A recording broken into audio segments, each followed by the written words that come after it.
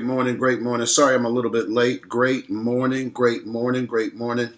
If you're just jumping in, just want to just do me a favor, guys. Go ahead and put your government name in the chat. Welcome to Breakfast with the Brookses. Welcome to Breakfast with the Brookses. Looks like Marsha is here. Good morning, Damon and or Marsha. I'm not sure which one is there because obviously both of your names are in the chat. But I just wanted to check in really quickly, guys. We got I think some great stuff that we're going to talk about today. I got a surprise for you guys this morning. I got a surprise for you guys this morning. If you want to know what my surprise is, let me know. Just say, hey, I want to know. I want to know. I want to know. What's the surprise, Glenn? What's the surprise? Great morning for those of you guys who are just jumping in the room. I'm Glenn P. Brooks Jr. I'm an author. I'm a speaker. I'm a coach. Super excited.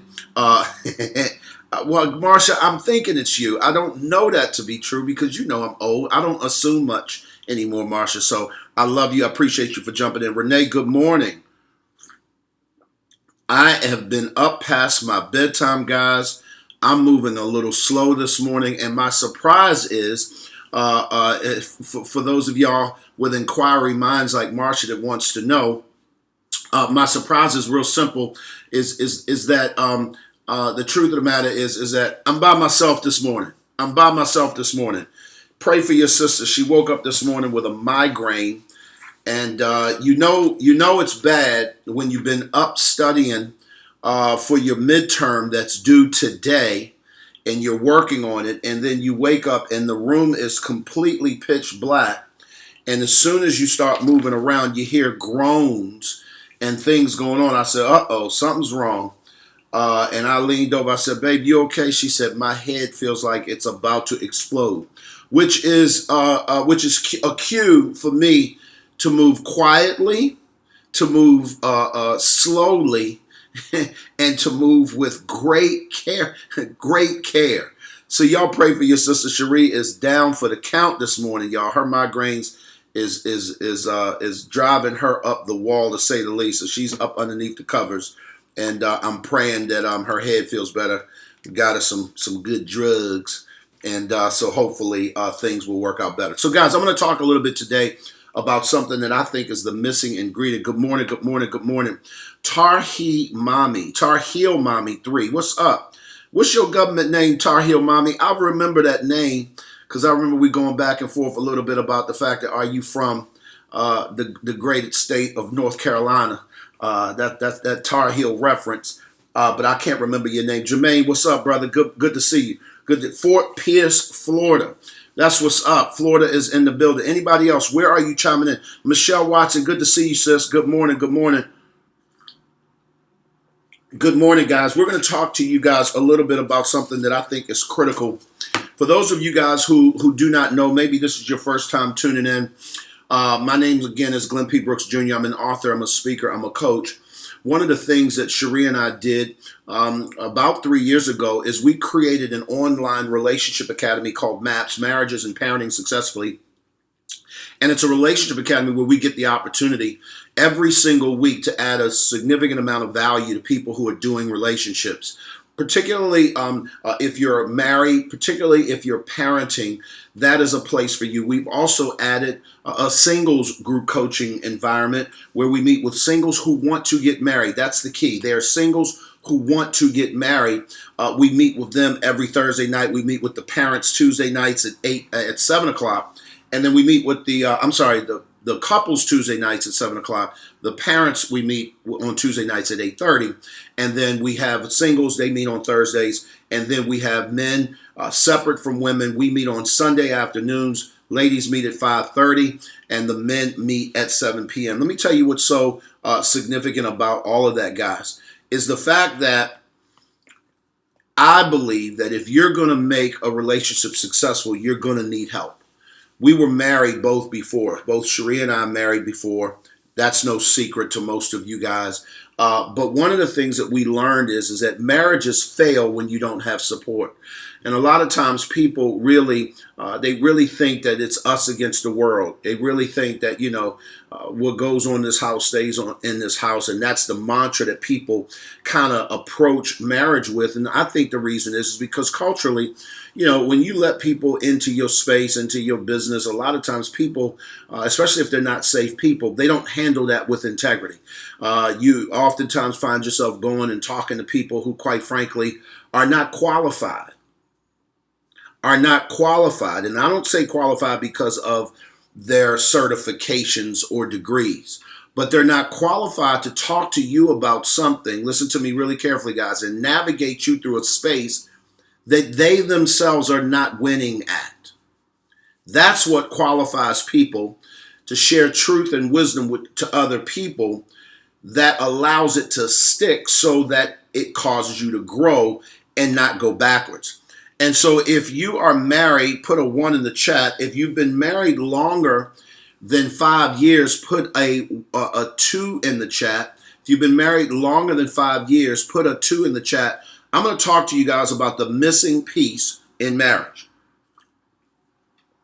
Now, trust me, this is going to be at least a 2 to 3 week deal. I'm really curious to get Cherie's opinion, so I'm sure it's going to go at least 2 weeks, possibly 3.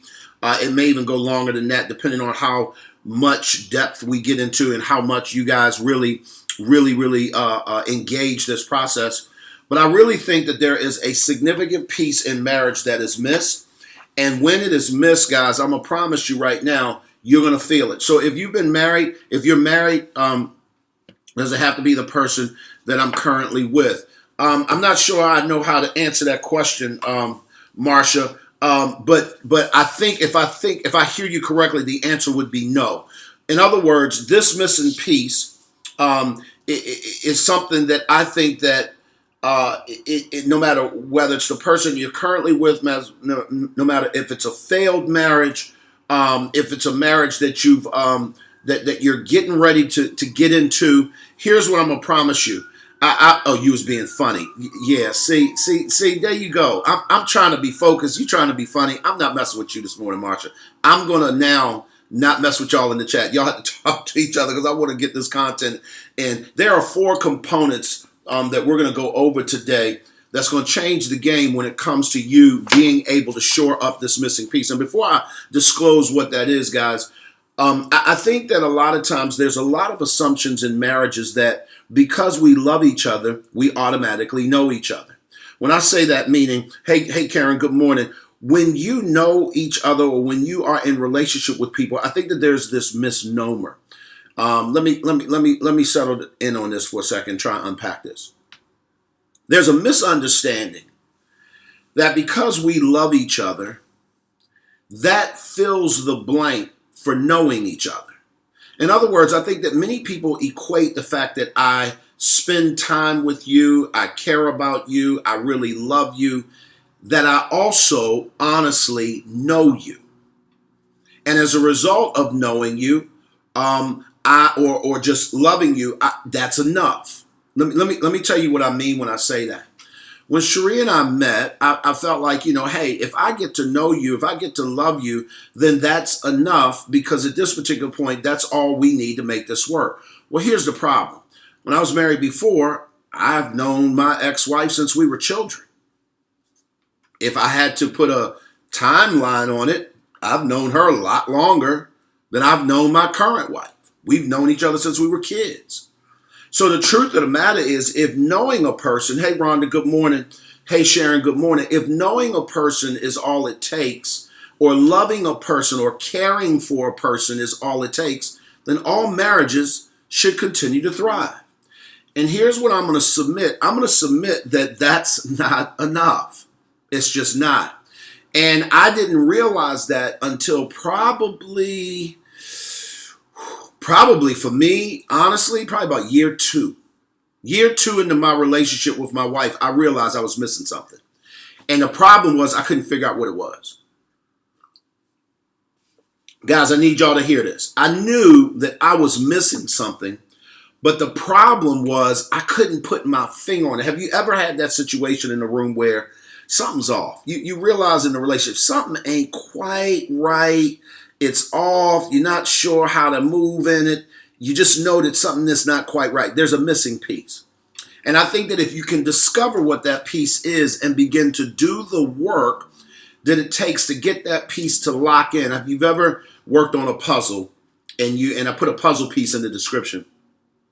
Even though the puzzle piece is cut out to fit in that particular missing area, sometimes you need to work it a little bit. Does that make sense? You need to kind of shift it just a little bit to kind of get it to kind of sit in that groove. Because the way the pieces are cut out, technically they can fit and they're shaped. And don't get me wrong, it's the exact piece for that space. But when you sit it on top, sometimes the piece itself is just a little bit bigger. Sometimes the pieces itself is just cut just a little off because you're dealing with inanimate objects. You're dealing with paper, cardboard, something that's cut out. And sometimes it doesn't fit perfectly.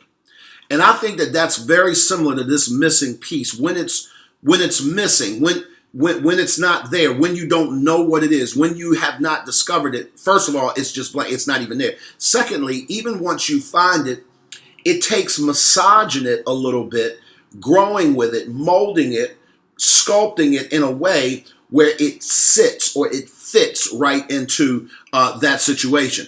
So guys, listen, I just wanted to know, I must got a lot of single people on the line, which is awesome. No worries, because this is going to carry on or carry over from some of the things that we've talked about in our series. I realize we've been going for about 6-7 weeks on singles. I don't think I've spent that much time on any one subject on Breakfast with the Brookses, but I'm excited because this message is going to be a good follow-up to singles who are thinking about getting married, because this is a part that, guys, listen to me carefully, particularly if you're single. Man, what I love about this piece, and today is just going to be an overview. I'm not going to drill down into a bunch of heavy lifting today, but I just want to cast some vision of where we're going, because I want to unpack this thing over the next couple of weeks on how to identify these particular things. So in the description, I said, the missing piece in marriage. Number one, what is it? Number two, how do I find it? And number three, why is it important? Number one, what is it? Number two, we said that it is how do I find it? And number three, we said, why is it important? So I want to deal with the what for a second so that you guys are really clear. What is it? What is the missing piece? If you think you know what it is, do me a favor, put it in the chat. I just want to see where you guys' mind is right now. What is it? Number two, we're going to talk a little about this morning about how do you find it? A better word, probably now that I'm looking at it, will be how do you discover it? I'm writing this stuff down because I'm thinking out loud as we go. This is going to be good. How do you discover it? Because this piece is not something that you just find. Let me tell you what I mean when I say it. When I say find denotes that it's lost and you're purposely, with intentionality, looking for it. This missing piece, people are not looking for. They're not looking for it. they're not looking for it. And the reason why is because they don't realize it's missing. I don't know if you've ever, they say that I was listening to a documentary the other day, and it was about a young lady who grew up and she got, really messed up in life and some other things. And she said as a child, she was a runaway. And what she learned was that, when it came to authorities and things like that, they are not actively looking for her. Meaning, if she comes up, if they figure but they weren't looking. You understand that? You understand what I'm saying? So when I say it's something, not necessarily how do you find it, but how do you discover it? Because this is something that you're really not even looking for. Number three, why is it important? Write that down somewhere. Why is it important? We're talking about the missing piece in marriage. I was doing some study and some research this past week, guys. Hey, what's up, Mike Coleman? Good to see you, brother. Good to see you. Good to see you. I'm glad. Where is Cherie? You're late. That's okay, Nikkei. God bless you. She's in the bed with a migraine, and so I want you to pray for her, okay? She has a migraine. She's been studying. Finals are due today, and she's been up all night studying, and I had to do date night by myself. Had a good time, though. Went to a conference and had a great time hanging out with a buddy of mine. But her head is killing her, so definitely want to pray for her. Here's what I want to tell you guys. is that what is it? Let's put that in the chat. So I've had nobody to guess what it is. Nobody's putting in the chat. Understanding the other person and needs and wants. Ooh, Michelle, you close. You're close. That word understanding is critical to what you just said. Let me give it to you guys this way so that you're clear. And most of you guys have heard me talk about this, particularly if you're in the MAPS community. But I don't know if I've talked about it from this perspective on how to discover it. The thing, even before we get there, I know I'm baiting you. I know I'm messing with y'all. Y'all are like, will he please say it? I'm very clear. Waiting for some people to get in the room. I want your intimacy. Kinda. It's actually it's packed it in there, Nikkei. But on average, the typical U.S. marriage that ends in divorce lasts just 7 years. I want to give that statistic out because I need you guys to understand where we're going with this. On average, the typical U.S. marriage that actually ends in divorce does so after right around 7 years.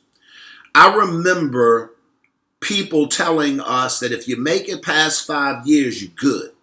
I remember people saying that if you're going to get married, you're going to stay married a long time, right around that 5 year, and I've even heard the 7 year slump, it's almost like a seventh inning stretch. It's like if you get past that part, you're doing well. I never understood what that meant or what the significance of that meant. Here's what I'm asking this morning. If 50% on average of marriages are ending in divorce, the question becomes, how are the other 50% doing, and are they headed towards divorce?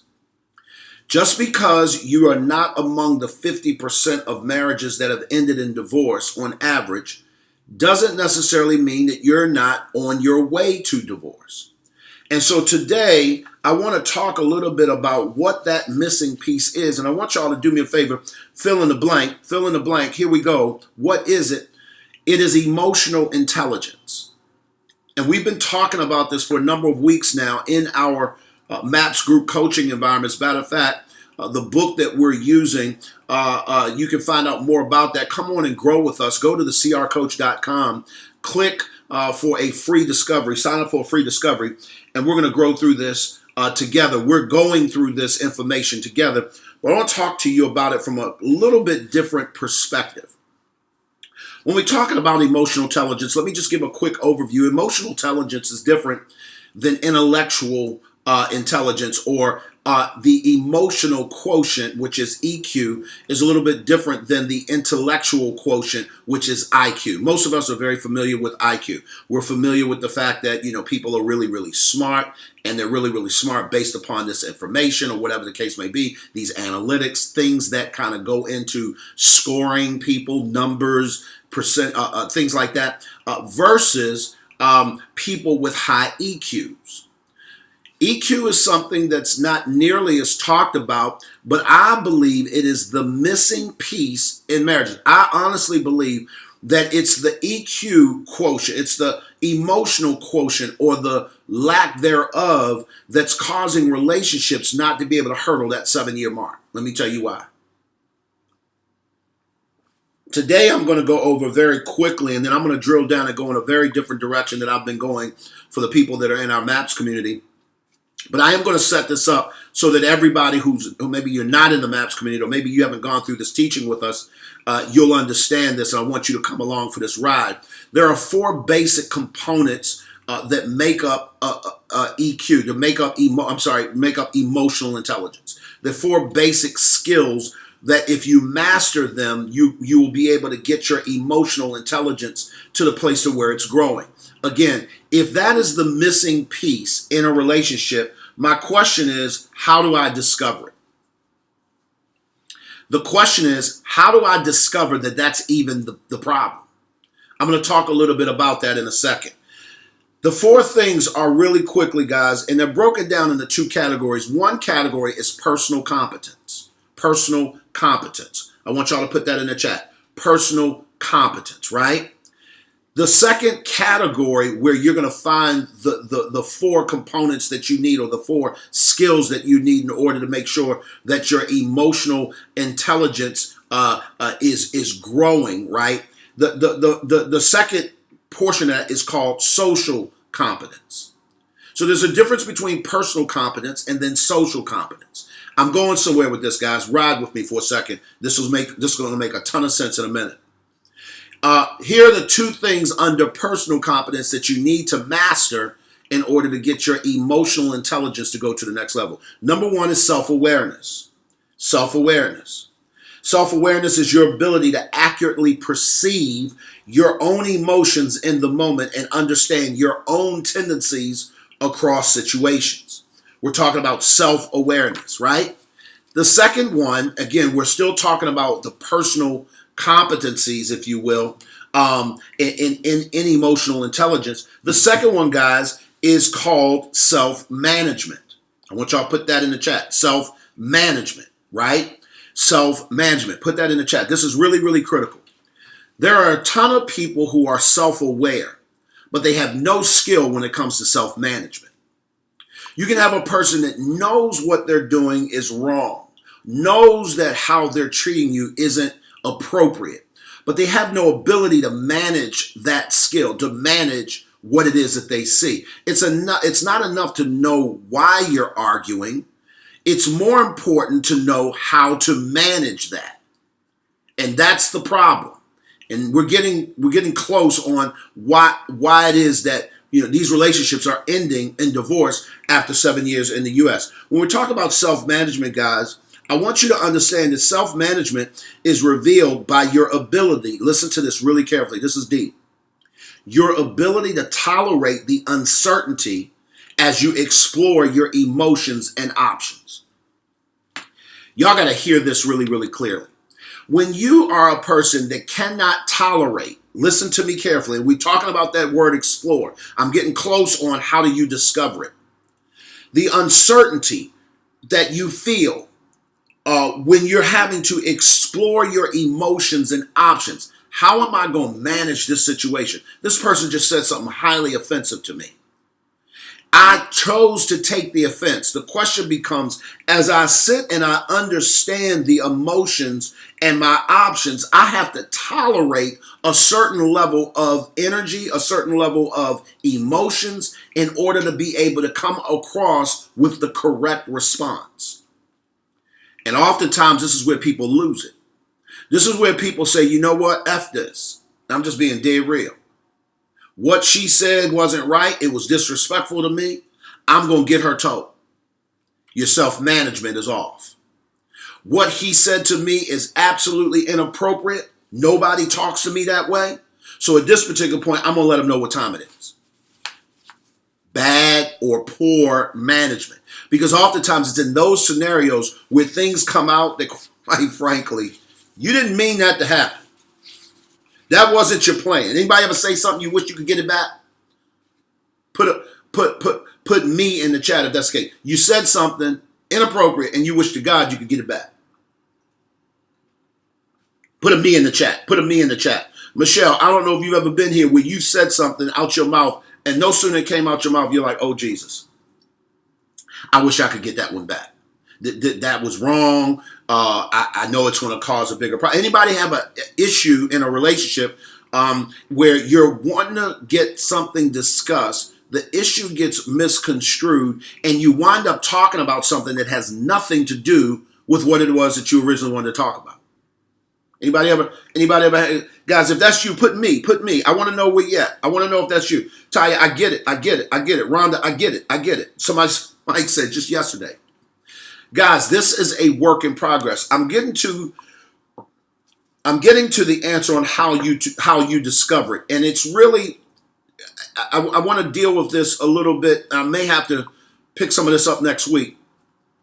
But initially, the way you discover this missing piece has a lot to do with your ability, listen to me carefully, guys, to want to know what really is going on. Let me put it this way. There are people who see the problem, but they're really not interested in drilling down on why it's there. Or they got a clue as to what it is, but they really don't know why it's there. And when you get to the place and it's a switch that goes off in your head, this is not something someone really can do for you. How do you discover it? It starts with wanting to. Put that in the chat. How do I discover something? I have to first recognize or be self-aware enough that there's a problem, and then I'll have to want or desire to know the solution. Listen to me carefully, guys. Not the solution to the argument. Not the solution to the disagreement. Not even the solution to the issue. What you want to know is the solution to the genesis of it, where it started. Where is it coming from? What painted the picture for this to even be possible? That's what you need the solution to. Let me help you guys understand. I remember in my first marriage understanding that I was not right. I knew that. There was a level of self-awareness that I just naturally had that says, look, listen, you don't get to step out on your wife and that feels good or that feels right. I knew I was off. I knew something was wrong. I knew I wasn't right. But there was no desire for me to drill down on why it wasn't right. I need y'all to hear that. This is why we talk about oftentimes, guys, listen to me. This is why we often talk about that in order for marriage to work, you have to do the work. And I know that sounds really simple. But if one person in the relationship gets laser focused on doing the work, here is what begins to happen. There's a discovery process that goes down. You begin to discover why the elephant was even ever allowed into the room in the first place. And so as a result of that, what happens is you begin to deal and put the right solution to the right problem. I've said this once, I'll say it 1,000 times. If you're applying a particular solution to a problem and the problem doesn't go away, it's the wrong solution. I need y'all to sit with that. As a relationship coach, I hear this all the time, but I tried that. But I said that already. But I read that book. But I did this. But I did that. But we went to counseling. We went to counseling 3 different times as if I'm supposed to be impressed. I've had 5 different coaches as if I'm supposed to be impressed. I've read 70 books as if I'm supposed to be impressed. Here's the problem. It was the 71st book that you should have read. Or you've gone to 3 counselors that couldn't help you, but the 4th one was the one you were supposed to talk to. Or the coaches that you had were not very good at what they did, and so you didn't understand what needed to be done, what you needed to execute, or you weren't being held accountable, and so therefore you didn't get the results that you wanted, not because the program itself didn't work, but because you didn't work it. Let me tell y'all a super deep secret that I ran into years ago. Guys, listen to Mike. They don't understand this one, Mike. Mike, you're a veteran. Y'all creeping up on 20 years of marriage, or y'all may have already gone over the 20-year mark. I know y'all have known each other longer than that. 4 kids in. Y'all been doing this a while. Here's what people don't recognize. The reason why marriages don't work is fundamentally because people don't want them to. Because when you want something to work, you're willing to do the work to make that happen, if that's a desire of your heart. That's why as a coach, one of the things that I will get to quickly is, and many of you guys, if I've ever coached you, you've heard me ask you this personally, what do you want? What do you want? As a wife, what do you want from your husband? As a husband, what do you want from your wife? As an individual, what do you want from yourself? What do you want? What do you want out of this relationship? That's a fundamental question that if you learn to sit with stuff like that, it changes the entire game. Because now, when I identify what it is that I want, I'll also identify the work that it takes to get it. I'll give you a real practical example. You want to buy a home. But unless you have the desire to, first of all, buy the home, you're not going to move to the next step to get your credit right. You're not going to move to the next step to save your money. because them deposits, them down payments are not a game. If you are doing a super difficult loan to get like a VA loan, that they're not easy to come by. Your credit got to be straight. But there's a work that takes place. There's debt that needs to be paid off. You may have to get the second job for a season. You may have to peel back and do this, that, and the third. That's where the work becomes evident because it started with a want. So when I ask the question, what is the missing piece? The missing piece, guys, real simple, is emotional intelligence. How do you discover it? You have to want to. You have to want, desire, to go deeper than the surface issue of something's wrong. And you have to be willing to buck up and to be able to roll your sleeves up and get into this mud, get into this dirt of peeling back layers first on you. And when you're at that place, that's why I often realize that when you get married early in life, I got married at 20 years old. Maybe some of you guys can attest to this. There's a discovery process that hasn't matured yet. In other words, in a lot of ways, you haven't lived enough life to even discover that there is a problem. And if there is, there's nothing in your brain that really inherently says, I've got to understand where I opened the door to this. Where did we let this elephant in this room? What we often do, particularly when we're younger, is that we just go after the problem. This needs to stop. He's cheating on me. He needs to stop doing that. It's deeper than that. He ain't just cheating. It's fundamentally something's off. If my ex-wife knew that at the root of my indiscretions, at the root of my infidelity, at the root of me cheating, at the root of my lack of integrity, at the root of all those things, had nothing to do with her, she would have approached it very differently. Was it her fault? Absolutely not. But her approach was off based on her perspective.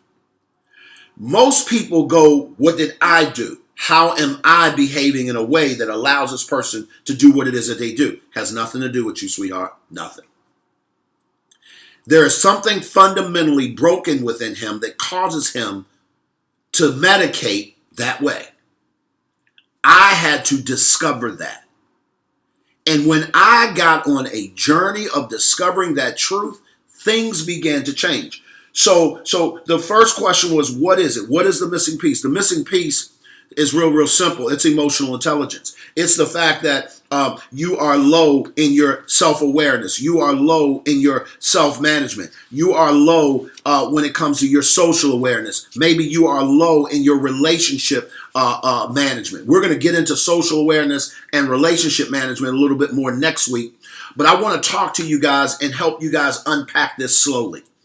Listen to me carefully, guys. If you're married and you're 5 years in, there's a brick wall, if it hasn't already presented itself, that's going to want to rear its head in your relationship. And it's going to cause you to want to quit. Let me just forecast a few things for you. If you are willing to do this kind of work, you can offset that with information and, more importantly, with things that you do to position yourselves so that if and when that brick wall ever presents itself, you absolutely know how to navigate it. Emotional intelligence is a thing, guys. My light looks like it's overheating. It's going to start blinking in a minute. That means it's time for me to go. Listen, guys, I just want to let you know that we're going to get back next week. I'm praying that Cherie is with me. At the end of the day, here's what I know to be true. We all need some help. Listen, if you are in a relationship and you need support, we'd love to have you come and join us. www.thecrcoach.com is the website address. Please join it.